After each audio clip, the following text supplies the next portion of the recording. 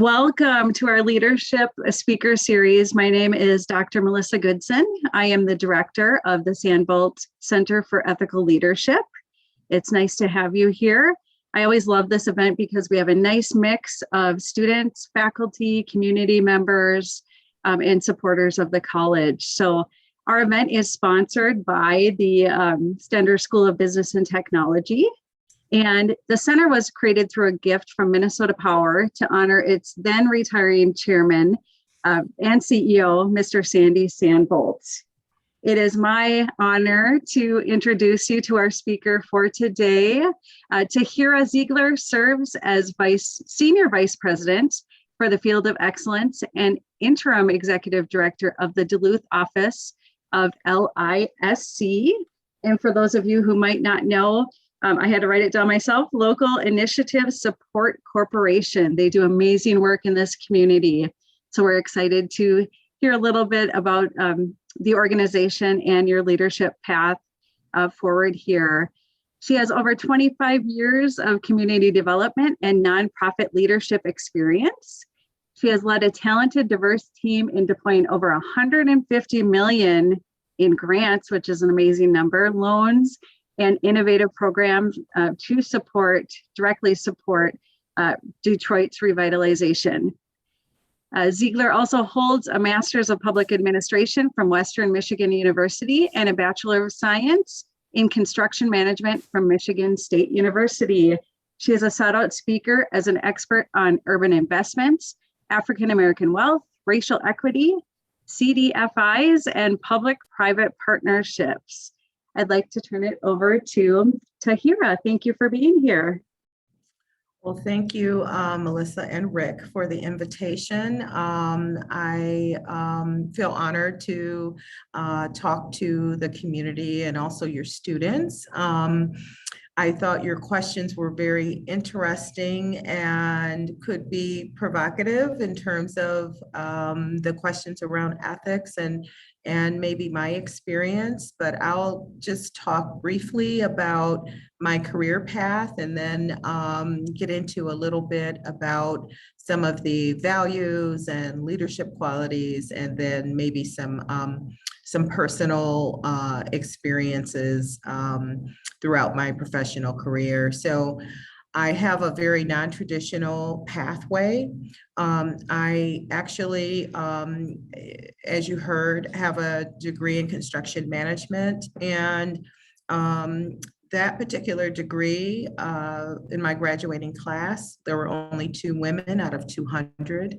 And so I chose a very non-traditional pathway because my mother was very instrumental in making sure that as I thought about my college career, that I thought of some things that would be non-traditional kind of gender-related careers. So as you can imagine, this work was interesting, but after my undergrad career, I had a choice to make.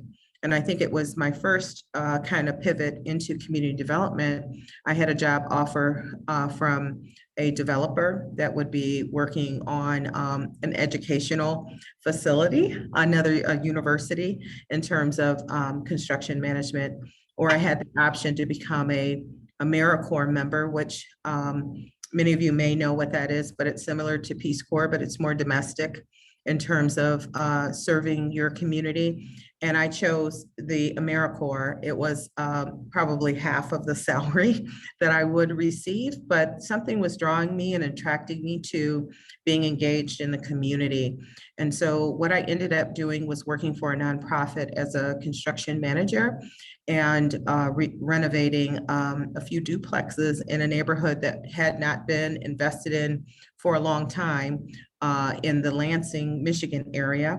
And that's how I got hooked. As soon as I got through the process, and it's a very technical process and project management in terms of construction, but what really kind of, I think, started my passion for this work is how it impacted the families that were moving into those affordable units, and how making an impact on my community in terms of direct improvement to someone's life where they did not have to pay such a high cost for quality housing, I became very attracted to that opportunity for me and my growth as a person. Went on later to leave that kind of appointment or work as an AmeriCorps member and worked for neighborhood housing services, which they have all over the country, but it really is supporting home ownership, and did that for about 7 years. Ran a construction department, and so managed a lot of men in that work, either on the site or in the office. And them seeing a Black woman in this kind of role was very different from that for them, different for their experience. And we worked really well together, but there was a lot of trust that had to be built. And so that work, I did that for about 7 years, and we worked with about 300 homeowners. And then I had a mentor who moved on to Local Initiative Support Corporation in the Kalamazoo, Michigan office. And he came and asked me would I like to join him and a few other team members that were going to start working on the finance side of the work. So I'd be changing my career kind of work. Instead of actually working directly with homeowners and nonprofits and doing construction work, I would now become on the other side of the table, which is the investment and capacity building and development side. So I thought this was going to be very boring. I thought, oh my gosh, I don't get to wear my jeans and boots and my hat to work. This was ideal for me. But I kind of traded those in for business casual or suits, and being able to have a much bigger impact on my community by working on the finance side for affordable housing units. So where I may have been impacting 300 homeowners previously, now we're getting into thousands of people in terms of the ability to bring affordable housing options online and economic development, small business kind of opportunities. So I've been at LISC for 17 years. I have had just about every position at LISC. I've moved through the ranks in terms of understanding everyone's role and how important everyone's role is within the corporation. We have about 500 people in our corporation, including our affiliates. So Local Initiative Support Corporation is headquartered in New York. It has local offices with grassroots kind of engagement and relationships. And so you're fortunate enough to have 2 in Minnesota, 1 in the Twin Cities and 1 in Duluth. And so that work for Duluth, the office is around 25 years old. It will be celebrating that. We've had 1 founding executive director, Pam Kramer, who I hope many of you know, and her work really has moved the office from investing in affordable housing, investing in economic development. She started looking at options for digital inclusion, for bringing BIPOC or Black people of color, Indigenous communities, investing in those communities and those types of projects. And so our work at LISC, we are a community development financial institution. We have 39 offices.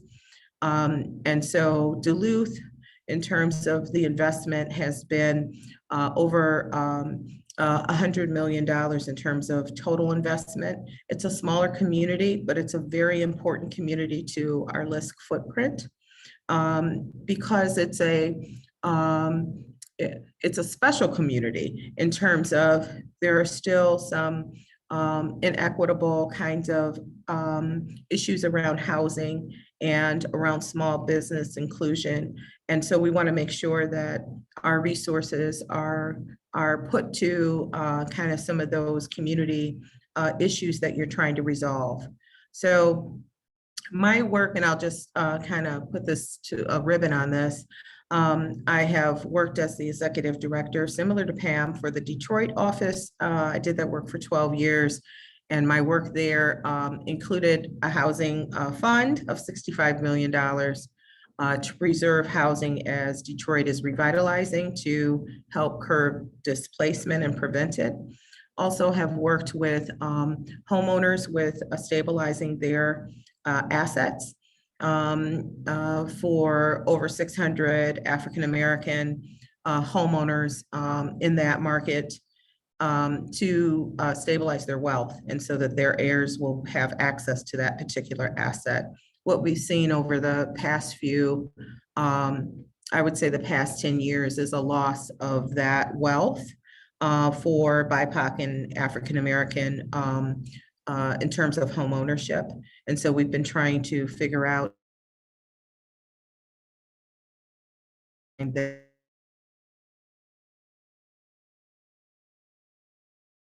that would help others over 10 years for 0% interest. That's a great product.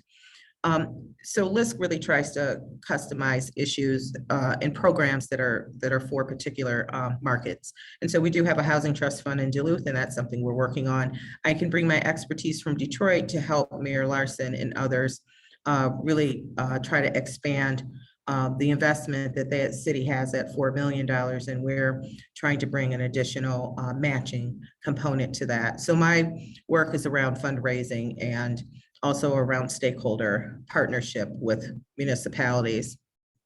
I would say, as I think about your next kind of question, I'll just say that now I've been the senior vice president here for 6 weeks, and where I went from an office, a local Midwest program vice president, which I was overseeing about 10 offices, 15 offices, depending on the day.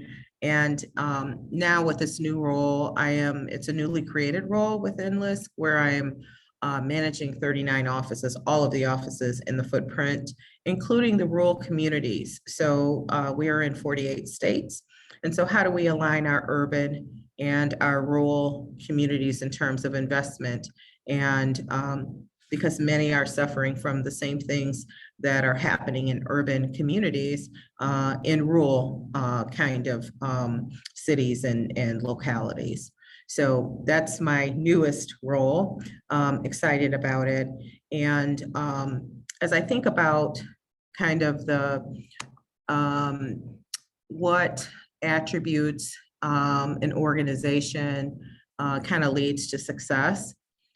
One thing for me, because this work is not easy, sometimes it takes a long time in community development to see progress.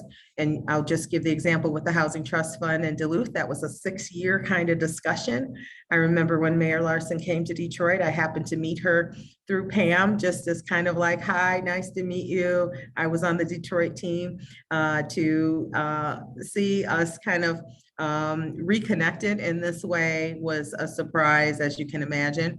But one thing that my mentors have all said to me about leadership is always show up. Keep showing up. Even when the work gets hard, you keep showing up. Some days will really go well, some days not so well. And I think just the stamina of being able to kind of ride those waves is really important as young people and others are thinking about either new careers that they're starting or changing maybe from a career that you've had, and now you're going to, go into something that's a different kind of industry. The other things for me in terms of leadership, I have I'm more of a leader coach where try to be really objective and data-based in terms of my responses to my team, in terms of what they're trying to accomplish. I'm very much a delegator in terms of the type of leader I am. And so really, I believe in empowering my team to do their work. You won't find me micromanaging much because there's a lot to do, a lot of work to do. And so really just moving barriers out of the way for my team. So I think when you think about leadership, you can be all kinds of leadership styles. You read about all kinds of different ones. There's servant leadership. There's other kinds of leadership styles. And I think for me, I try to customize my leadership style to the folks that I'm supporting. So it may be sometimes I'm a coach, and maybe sometimes I'm a little more directive. I may be a little more moving and mitigating issues out of the way and more of an advocate for the team. So I think it really depends on your team and what you're trying to accomplish and your goals. For LISC, we're very much a performance-based organization that tracks not only our investment, but the social impact to the people in the communities. We're an intermediary, so we don't always get to work directly with residents, but the idea here is to support organizations that are supporting residents, and how do we support and build capacity for them. I would say just skills and experiences that have helped me succeed in life. That's a great question. It's a hard question to think about. I think about my early kind of development, and there were some family values that my parents instilled.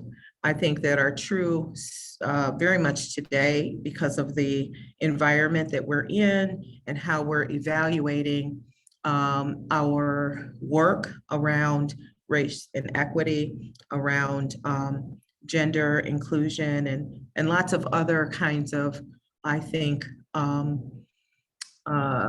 ways that we want to work and be a better community. And so some of the things that my parents really instilled in me is, equality of people, and that we're all human beings. And so it doesn't matter how someone feels about me or about my appearance or how I show up on the planet, so to speak. It's really more about the contribution that you can make. That's what I feel is leadership, what I can contribute, even on a daily basis. It can be very small things. And so I think a lot of it, my experiences have been lots of failures in terms of challenges. I've at some point, I can remember working with a construction team that wasn't very favorable with a decision that I had made about something. And they came into my office and wanted their check or something, and they were demanding it. And I remember saying to them, hey, you need to fix the spec and do this and do that. And they said, you know what, lady, I'm just gonna go in there. I'm gonna go up to that house and rip off all the materials that I put on. And I kind of just like I am now, took my glasses off, kind of like, really? Is there any way for us to get to the other side of this issue? And it really took my, remember, it's not just about you when you're going through these experiences, it's about the other person too. So being a little empathetic about their being in their shoes, and they had people they had to pay, and I'm holding up their payment to make sure that they are, adhering to a contract.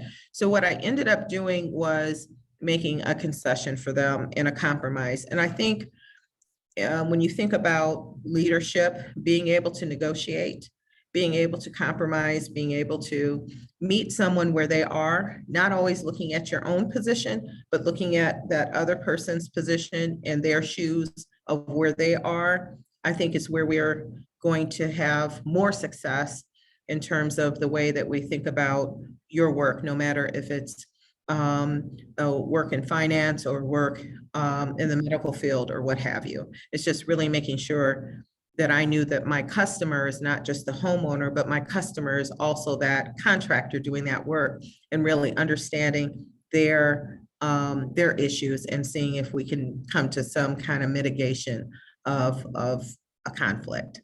Tons of conflicts. I think they make you stronger as a person when you can get on the other side of them. You can see kind of where you've had failures on your side of the table, and you can also be able to understand the lesson learned in terms of improvement to processes and policies and things like that. In terms of advice that I would give students as they begin their careers is find something you're passionate about. Maybe you're getting a degree in something, and maybe you'll find some work that's very aligned with that, and maybe you'll start some work, and maybe you might change your career kind of pathway, depending on how you like the work. But I would think that as you go through your academic career, it's preparing you for whatever it is that you want to go into. That's what I have found. There are pieces of my work as in a construction kind of very technical background, but there's project management, there's negotiation, there's building teams. All of those things I think are important as you're thinking about kind of what you've learned academically and then applying that into your career. So I would say, you know, try to kind of explore your contacts for where you may come out in your degrees and see if there are opportunities for you to use your degrees, but just know that you may not use them exactly the way that you exactly planned. I did not. I went into finance. I didn't see that happening. And also just being open to learning other kinds of, as much as you can, other kinds of career sets so you have the competencies. You may not see why this is important today, but later in your career path, you may need that competency. So just be open to all kinds of different opportunities as they come forward. All right, I want to get into this ethical dilemma kind of question or difficult decisions. And I think this is a great question. And I have a lot of experience on this. So I was trying to figure out the best kind of sharing maybe a story with you. And not to put anyone in a good light or bad light. So as I share this, just know I'm sharing it from my own position and experience. But I would say working in Detroit has taught me a lot about the political landscape and how, when I say political, I don't mean necessarily politicians, but I mean just people trying to work in a community to work together. And I would say one of the, it wasn't an ethical dilemma, but it was something I was faced with and I had to make a decision. And one of the things in Detroit that is part of the culture is some of this concept and assumption that in order for, and I'll just say LISC, to bring resources, there's kind of this thought that people have to pay to play. Have you heard of this concept, pay to play? Where you have to, where developers or other folks may think that they need to make some contribution to you personally or to your organization that you feel is important or something like that. It can get very sticky and slippery. But more than one time I've been faced with someone coming to bring some kind of something for the office. And they almost, when you decline these gifts and things like this is a big ethical issue, because when you decline the opportunity that they're presenting for you, you still want to work with them. And they feel like almost like they can't trust you because you have not kind of gone with the culture of some of the, I would say it's not something that you're gonna, I don't want to say it's rampant, but I would say that when it does kind of raise its head, it makes you kind of question what they've had to do to get to where they are. And it can be both very successful folks and folks that are just trying to get into community development. But you have to be careful because it's not about a right or wrong. You kind of know that as a person, personally, but it's about how you make that person feel. So you can make that person feel very terrible for them making this kind of overture or offer or something like that. But knowing that we have to really work with a lot of different people across our paths, and try to, even though we have certain integrity and ethics that we abide by, and many of us have to sign certain things as we are in positions, conflict of interest, and all kinds of different kind of legal documents, especially in community development. I just want to be careful that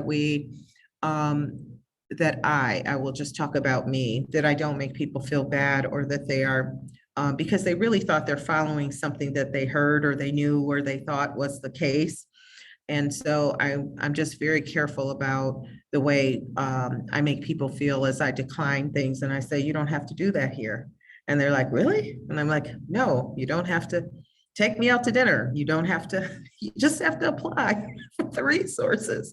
So I just wanted to speak about that part of ethics, because we can get very caught up on who's right and who's wrong and those things. And we do have legal kind of framework that keeps leaders safe.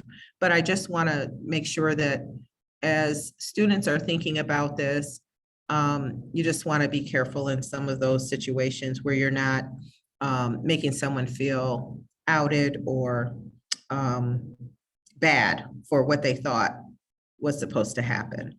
So there's a lot of different ethical issues I've had to deal with. And so making those types of decisions sometimes doesn't make you very popular.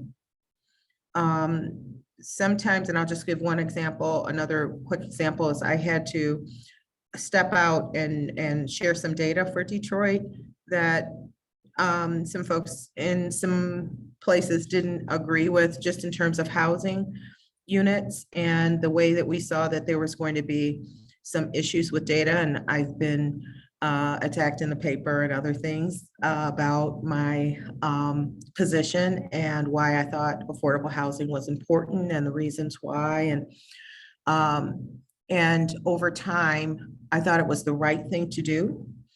And it is the right thing to do. But over time, what I found is that as you're doing this work, other folks may think that you are elevating things that are not in the best interest of maybe their particular agenda. And so how do you reframe the information so that you are including them in the solution? So I may have information, but I'm not the smartest person in the community. And so how do I really use the information in a way that is helpful for others to be able to bring their expertise to the table and be inclusive in the problem solving?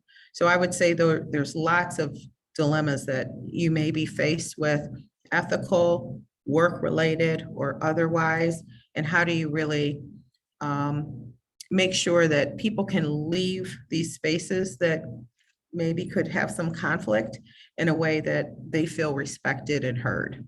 So I'll stop there and turn it back over to our hosts, Melissa and Rick, and see if there's anything else you'd like me to share. Appreciate the opportunity. Thank you so much for sharing. I want to open it up to the audience. What questions do you have? You can either unmute or send them to me in chat and I can read those off for you. I guess I have a question. What was kind of the driving factor in kind of like wanting to make a change in your community kind of with the affordable housing? Because I've kind of followed the markets for quite some time, and it's something that a lot of people talk about, but a lot of people don't actually take action, just because most developers, when they're coming in, they're kind of just making those expensive rentals. So I guess maybe a two-part question of what made you kind of get into it, and then what actually was kind of the driving force behind it. Sure. Well, I'll just tell you, I have a personal experience where my family would have been considered workforce or working people in terms of my parents' careers. And many times they were renters. And I'll be honest, I have lived in 13 homes during my young, early years, all sometimes based on affordability. So my dad was in sales, and sometimes he did well, and sometimes he didn't do so well, depending on what he was selling, cars, insurance, all kinds of things that, and I kind of understood some of the dilemmas that my parents were facing. So I think I had more of a personal experience that I think impacted my interest and passion in this work. But when you think about, my choice in terms of working for a for-profit developer, and I want to say that we, at LISC, we work with 50% for-profit developers and 50% nonprofit. So I want to make that clear that we need everybody at the table to do this work. But what I've been able to do, kind of make the change with some of the for-profit discussion, is talk about kind of some of the challenges that people have with income. Your income can vary. It can change over time. Sometimes you have a lot of funding and sometimes you don't. And so is that something that for-profit developers, they're looking to pencil in their development, and a lot of times market rate will help them do that much better. What we've done at LISC is create a toolbox of other kinds of incentives for developers, so that we can at least have the discussion with them about whether they should think about penciling in a percentage of affordable kind of units. We use our role at LISC, executive directors and team members, to try to influence based on our own personal experience, but also based on what we're seeing across kind of a market. So we got inflation, and people are saying recession, and other things are coming. What that usually means is that people will start getting evicted in terms of losing jobs and not being able to afford housing. So how do we really try to appeal to developers to think about their community? And it doesn't have to be a big thing. It can be a small thing. Sometimes just 20% of the units, making them affordable, can make a big difference in people's lives. So that's my thought on it. I hope I answered your question. Yeah, that was great. Thank you. Thanks for the question.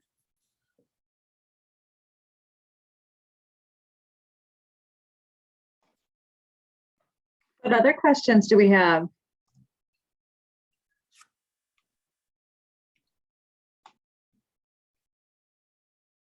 Well, I've either bored you. Yeah, I have a question, Tahirih. You have increasing responsibility. How do you balance it all? What are your any tips for? You have so much going on in your work life. How do you balance all of that? So. Yeah, I think for me, I have adult children. So when I didn't have adult children, I could really spend time with my children and my family. And we did a lot of traveling, big basketball family. So I've been in a lot of gyms across the country. And so I think just having the time that I was able to spend with my family while they were younger meant a lot. It did take some balancing. I did have to carve out time for them and for myself. I think now I'm an empty nester. So I feel like, Rick, I work a lot. And just because I'm happen to be at home alone and with my little dog, and can get some things done. But what I am trying to do, I'm traveling a lot now and just trying to add a day or a couple of hours to get out and see some things that I have personal interest in. So just trying to do that balancing. The good thing about LISC is we've been working remotely. And so that's kind of helped with balancing some of the things at home that you'd like to get done. I know I've done some repair work at my home, just happened to be there. And I know that's the case for a lot of folks that have been working, been able to work from home. We'll be coming back to the offices, so that'll change a bit, but I got a lot done. So I think for me, just I love do-it-yourself shows, do-it-yourself projects. So lots of things keep me kind of busy and not thinking about work. Thank you. Mhm.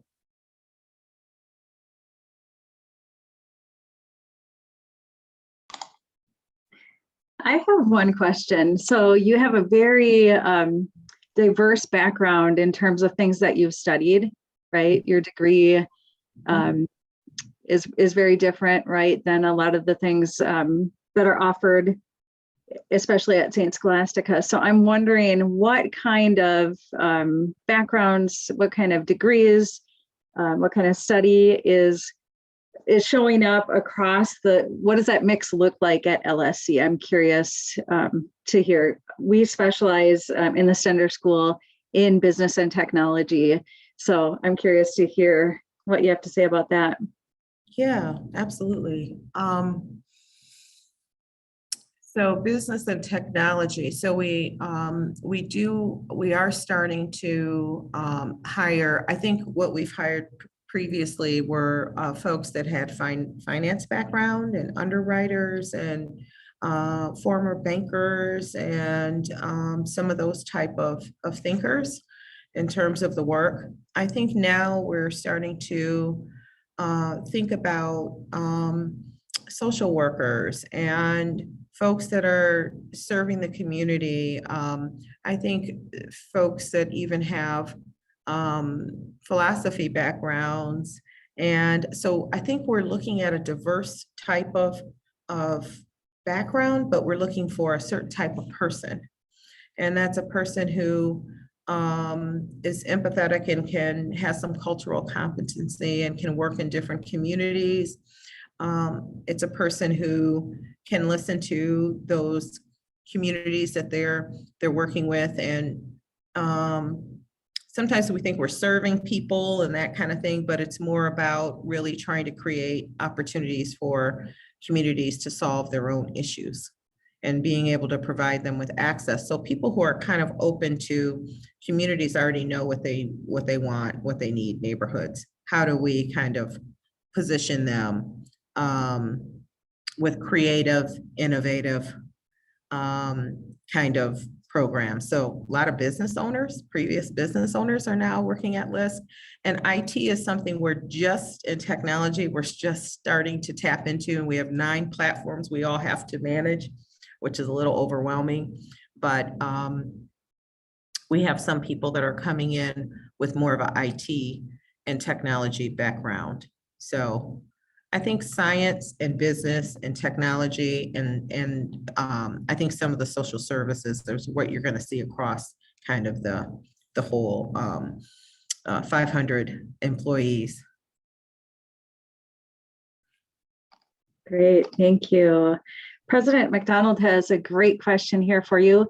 As an accomplished female leader, what advice would you give aspiring young women looking to hold a leadership position or executive office someday? Well, I think that's a great question. I'm having all kinds of reaction to the question, just in terms of my the advice that I would give. I remember many times people would say things to me and I would cry about it. And there's nothing wrong with that.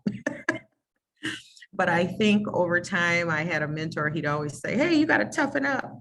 You got to have a tougher skin. And I'd be like, I just don't. Okay. It's just, I feel a certain way about somebody saying something.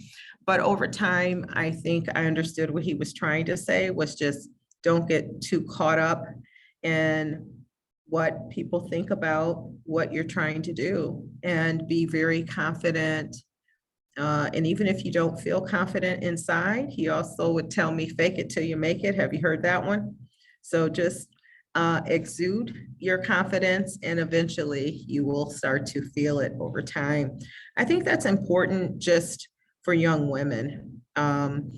Sometimes we're not always feeling like we're equipped.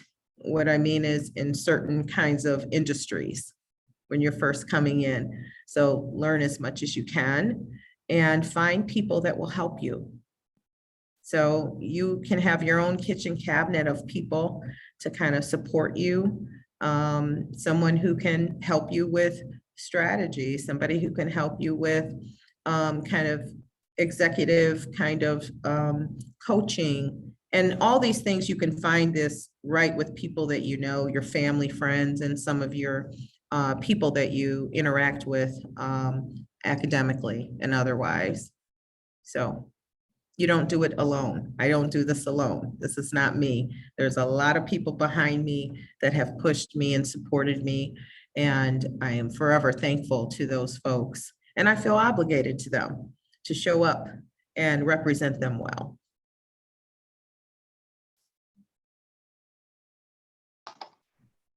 Wonderful, thank you. Sure. Does anyone else have any questions?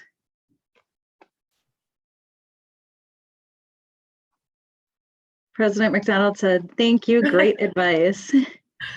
Thank you. Thank you for the question. Great question. All right, how about the students on the call? I would love to invite you to think of a question that you might have. Don't be shy. Or any feedback. I'd love to hear any feedback. Yeah, I'll chime in again. I actually started kind of making some notes during this, usually because people with a lot of experience in a certain like career path, I guess they're gonna have a lot of knowledge, but I kind of just thought it was I was kind of like what you've accomplished so far and then how much more there's still left to accomplish, because there's just kind of a big gap between like affordable housing and then kind of that higher end housing. This is something I've kind of explored the idea of getting to in the future as well. It's just kind of a difficult thing to get into as far as funding goes for all the areas, but I just really enjoyed listening to you, and is I think very inspirational for people who kind of have this philanthropic sort of approach to life and wanting to better other people's lives. So it was great listening to you. Thank you, Corbin. Sounds like you have a mission kind of related passion too, in terms of what you may want to do. We are trying to work on some programs to bring developers to the table that maybe don't have the initial resources and but want to kind of dip their toe into the work because we don't have enough folks that are helping us. And so want to make sure that you keep in touch in terms of what we're doing in Duluth, and hoping to bring some things very soon to the market.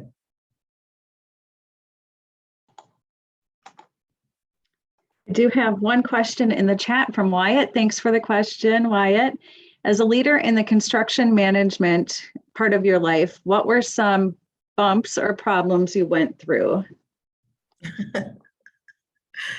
Well, I was at that time one of the youngest on the construction kind of management crew.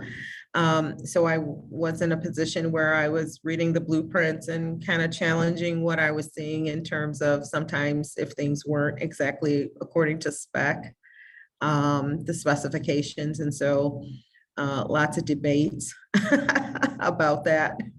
I think that part of my career was really, I would say, where I was able to cut my teeth and get some experience with trying to convince some folks to do something, not the easiest way, but the way that maybe we had all agreed to. And I also had to compromise on some things. But that work, I didn't think I was ever going to leave that work, actually. I felt like that was kind of where I was going to stay and hope to be a developer myself.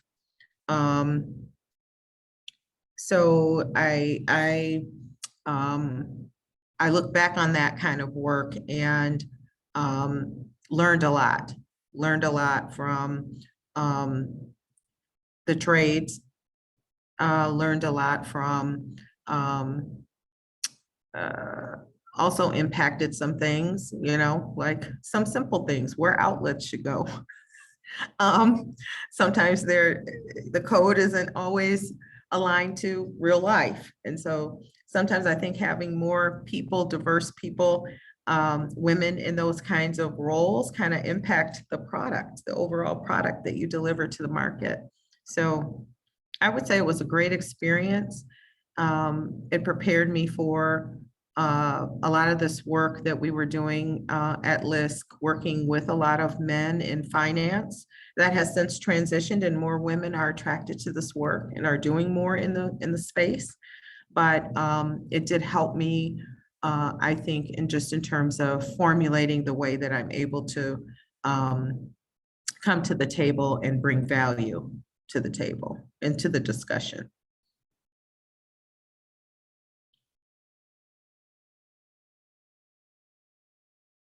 Thank you for the question.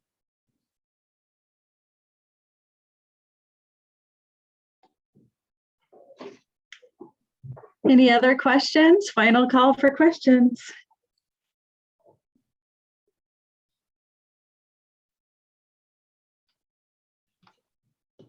Nothing? Okay. Well, thank you so much for your time this afternoon. It was a pleasure to learn more about LISC. And now I know I can say LISC instead of spelling it out. Thanks for all the work you're doing in the community, and we look forward to seeing what's ahead for Duluth in the future. Thanks so much for your time. Yeah, thank you. Appreciate the opportunity. All right. Yeah, thank you so much. Thank you, All right. Tahirih. Bye-bye. Bye-bye. Bye. Thank you. Thank you.